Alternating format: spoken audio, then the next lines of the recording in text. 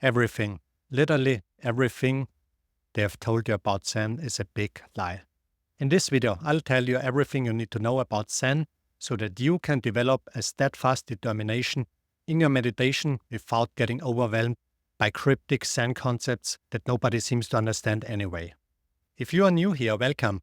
On this channel, I'll reveal everything uncensored. I will expose the lies we tell ourselves so that you can finally connect with your true nature.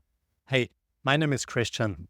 I've been practicing Zen for over 5 or 6 years, became a Dharma teacher, but now I only meditate alone in the mountains of Austria. I'm also a certified energy healer and just curious about exploring our mind. I'll start with a simple fun fact to get you tuned in. Zen. Many people believe that enlightened Zen masters grasp the Zen concepts and truly understand what they teach. But let me quickly tell you about topics that will shock you. And don't be afraid, by the end of this video, you will understand everything you need to know about Zen. It's about questioning everything. Can we function without concepts? Does embracing emptiness mean abandoning all social norms? Does practicing Zen trap us deeper in concepts? And are Zen teachings insightful or utterly useless? It's about how you can understand and apply Zen teachings in your life to truly make a difference. I'll share everything in this video. Have you tried to understand Zen, but now you find yourself feeling lost and confused? You're not alone with this. And if you think you understand Zen, I would say you're even more lost and confused than those who don't. Trying to understand Zen is like trying to grasp air with your hands. It doesn't work, and I'll tell you why. Zen is about realizing and expressing our true self. In order to do that, we need to abandon all ideas we have about ourselves or the world, because any idea we have about ourselves or the world is relative. This means it has a beginning and it has an end. It's not only limited in its nature, but it can also be witnessed and observed by us. And since these ideas can be observed, it means they are objects in our consciousness.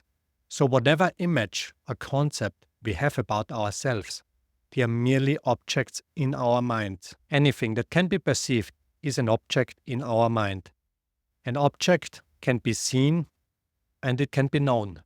We can basically see all kinds of metal objects. We can identify them by their shapes and forms. We can compare them with each other and thereby come to understand them. Understanding comes from being able to observe metal objects and putting them in a mental box. Anything we witness is immediately labeled. We compare things and label them as good or bad, right or wrong, and so on. And by doing so, we think we understand what we are seeing. But who sees these objects? Who is recognizing the objects in our minds? This is where Zen begins. Zen is about finding out who we really are. Who or what is the subject that's observing these objects? Now, if you say, "It's me, I'm observing these things," you are looking at an idea that says, "It's me," which is an object appearing in our mind, and you immediately identify with it. So you have grasped an object in your mind which appeared after you asked this question, which wasn't there before, and it will be gone the next second when the next thought enters your mind. Yet you think it's permanent and it defines who you really are. But who sees this object? Who are you without this little object you just created? Any idea you have about yourself is wrong.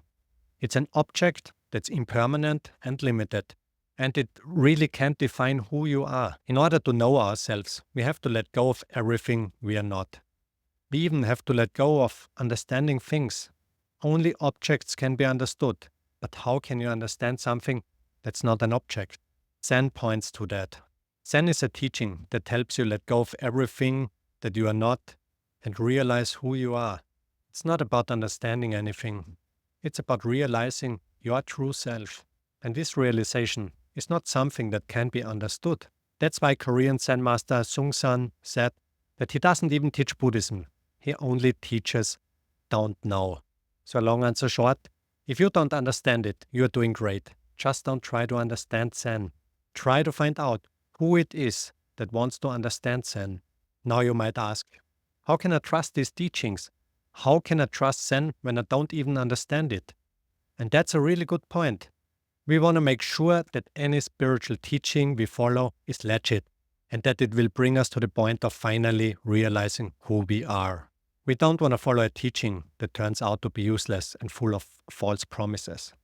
I can tell you if you should or shouldn't follow Zen teachings.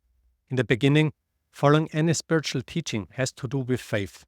We may have a slight inclination to find out what's true, who we are, and then we search for a path that has been walked by others and brought them to that realization that we are seeking. But we do not know for sure, and we can't know for sure. We can only look at those teachings and the people who represent these teachings. Then we need to decide for ourselves if it feels real, if it feels true, if there's something to it. And this varies between different teachings, schools, and teachers. Some are more shallow, while others embody a depth of realization that can really be felt on a gut level.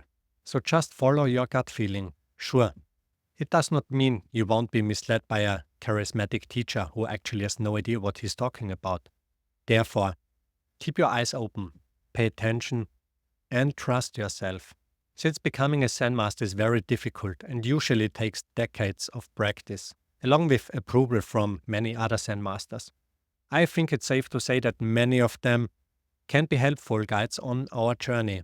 And you want a teacher that always points you back to yourself, leaving you with no concepts or ideas about yourself. A true Zen master will also never allow you to put them on a pedestal. Sure, they may teach something that's not well received by our egos, our limited sense of self. Any true spiritual teaching aims to dismantle the ego, so it's never pleasant for the ego anyway. And this is also the point where we can start feeling trapped by the teachings of Zen.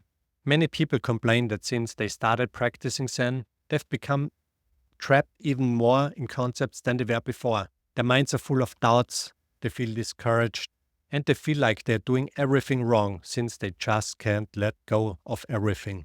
They fear that they need concepts in order to function in society and regard Zen as a useless teaching that's just too abstract and doesn't make any rational sense. In Zen, much of the teaching centers around the concept called emptiness. Emptiness means that there are no things. Everything is connected with everything else and is always changing, even if it seems solid to us. Take a concrete object in front of you right now. You might say, this is a real thing, and it doesn't change. But when you look closer, maybe even with a microscope, you can see that it's changing all the time. It may lose some of its substance, and if you just wait for a long enough time, it will be gone completely, having transformed into its components or another thing. It's also not separate from other things around it. Everything is connected, and the lines we draw to separate objects are merely imaginary. It can be compared to a river. We might see a river, give it a name, and think it's always the same.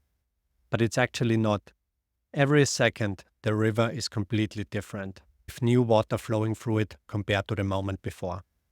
There is no inherent river in the river because it's not static. The river doesn't exist independently.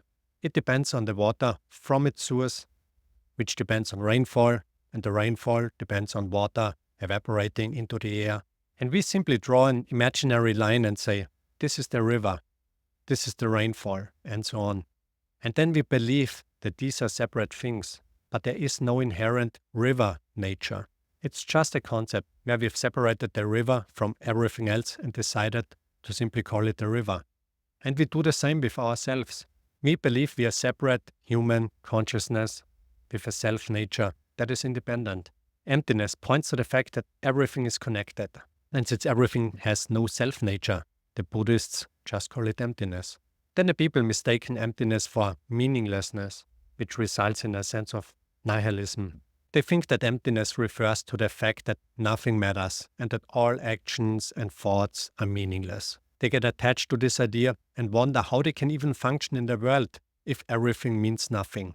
Because most people are rooted in a dualistic way of thinking, seeing everything in terms of black or white, yes or no, high or low, good or bad.